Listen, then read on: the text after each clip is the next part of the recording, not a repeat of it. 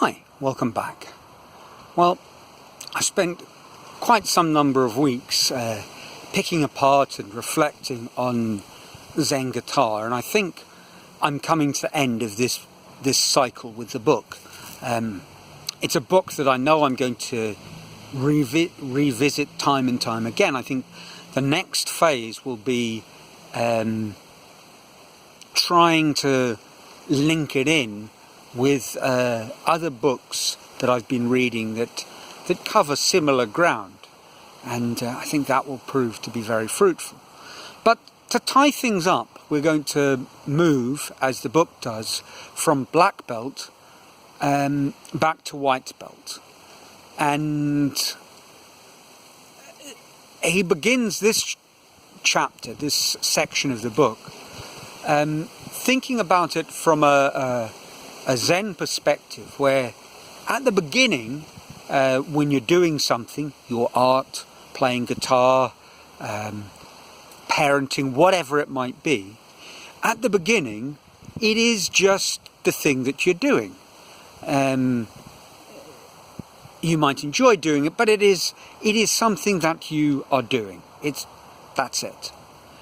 And then as you move along and advance along this path towards mastery, it goes from being it is just to it is everything.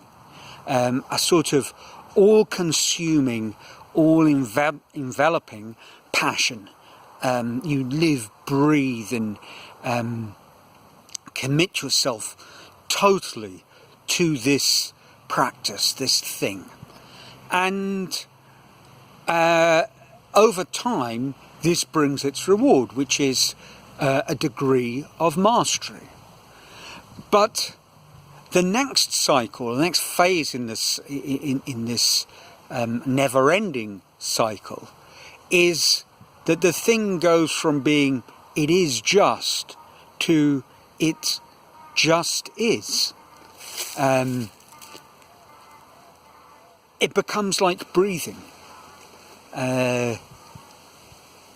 It is the shape of water, it fills the shape of the container. And you do the thing as naturally as you would breathe or walk. And this is a true and profound level of mastery. And I've been thinking about this before making this video, and I'd have to say a true profound level of mastery that I personally have never achieved in anything. I suppose maybe relatively I might have. And of course, if it's relative, then, and given that this is a cycle, then I suppose I have. But it's a pretty low level of achievement, or I suppose it's a phase within something much bigger. For me, chess, for example, I guess I had a glimpse of what that might be when I was playing in my local district championship, simply because there really were no strong competitors when I was playing there. There were some good players, but they certainly weren't people who were nationally rated per se. And so in the local high school tournament, I would get into a phase where the game was flowing quite naturally. But I think it was flowing naturally because I was aware that I could almost play within myself, just calmly, carefully avoid mistakes, and simply put my opponents would lose without any additional input from me. There was no need for sophistication, profundity or brilliance. It was just play sensibly and win. And I say that with a degree of humility, because when I'd go to the national championships, which a tournament which I never won, that certainly wasn't the case. There it was sweating blood and feeling intense pressure. And I guess maybe I've experienced something similar teaching maths, but again, aware that on the cycle that I'd embarked upon, I'd never really got anywhere near the end where it was totally natural, where I kind of thought mathematically. You know, I could perform high school level maths and simple calculus and the like, sharing it with my students with comfort and ease, but I don't think I ever really got to a point where, you know, I had the depth of identification with mathematics that, you know, I could really, I could see the ideas as real things. It was a game which had rudimentary rules that I could play and manipulate, but you know, I've read about and been told about some great mathematicians. For example, a British mathematician, I think he was British, Christopher Zeeman, who was an algebraic topologist. And by all accounts, he could see four-dimensional shapes, which is kind of mind-boggling. A tesseract, which is a four-dimensional cube, and I've seen visualizations of it and ways of explaining it, you know, where you take a cube and you sort of move it through time and space and somehow map that. But, you know, all I see is a cube in different positions superimposed in three-dimensional space. And by all accounts, Chris Zeeman kind of could see and picture this as naturally as he could see, you know, the box in the corner of the room. So I guess that is the sort of depth of mastery that I'm talking about. You know, yeah, something that I can't really feel like I've as yet achieved. It's something I'm still searching for. But Zen Guitar kind of takes that and then pushes beyond, because at that point, as you move back to white belt, so to speak, I don't think what he's saying is that you move back and with the awareness that you are a master, and you're kind of putting on your white belt as an act of humility or a show of solidarity, or a way of using a cricketing term, taking guard again. You know, you've scored your century, you've achieved your milestone, and then you take a deep breath, reposition yourself, and get ready for another slog. I mean, I certainly find that with my sculpture. You know, you finish a piece. I've just finished a head study, and you kind of have a moment of almost deflation, and you have to pick yourself up again and begin all over again, and do so with repeating the word, a sense of humility. I think what, however, Philip Toshiyasuda is talking about is something much deeper. Because when you put that white belt on again, as you've cycled through, you are in a new way of being, really, where you're starting to see things in a more unified way. And the things that you're seeing in a more unified way are, paradoxically, things that are opposites.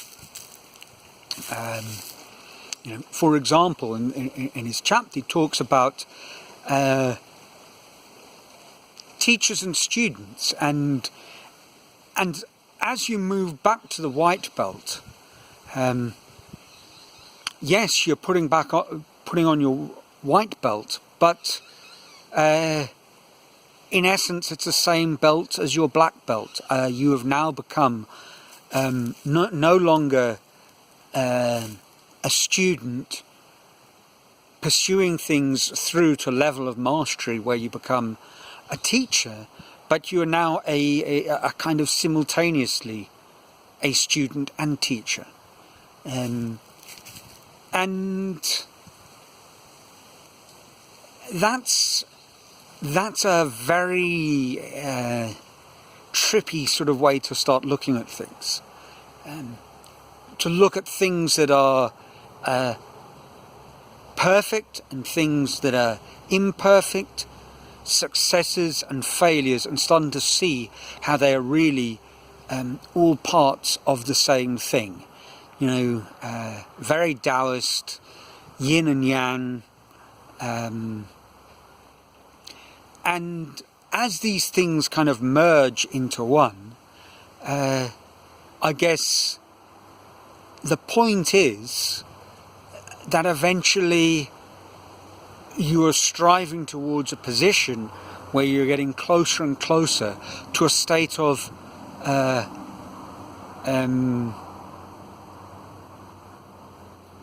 well, no categories, where there simply aren't mistakes and successes. There aren't teachers and students. There kind of just is. And that's kind of the ultimate goal. You know, is one ever going to get there in a lifetime? Perhaps not. You know, that's the point. You're going to strive to this point where you just are, where you and the art that you practice are one and the same thing, where you are a master and a beginner in the identical moment doing the identical thing. You know, that is the sort of end state of grace. You know, last week I thought I was sort of tipping over into sort of excessive philosophical woolliness, and this week I've outdone myself. You know, I need to get back next week.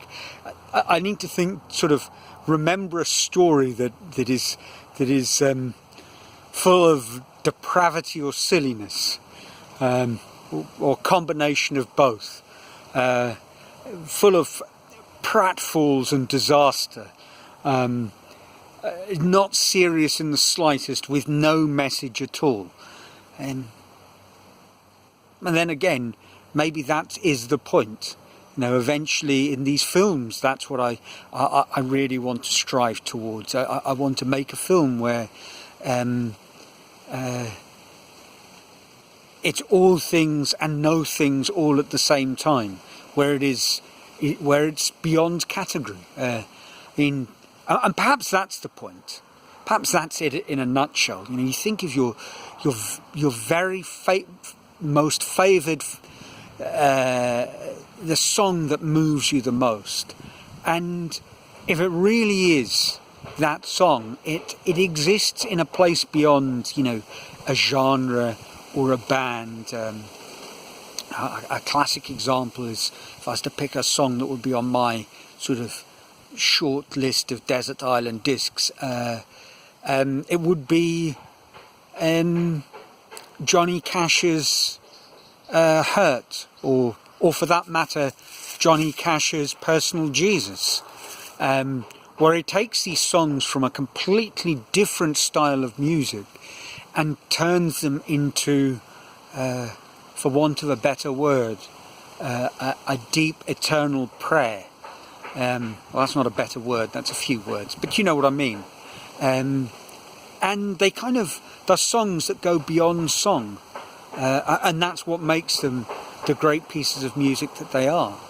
And I guess maybe that's what Philip Toshio Suda's looking for and talking about in Zen Guitar. So there we are. I rambled a bit off into the deep end. Trust you're well. As always, look forward to your comments. Let me know what you think, and until next week from sunny Brazil, ciao.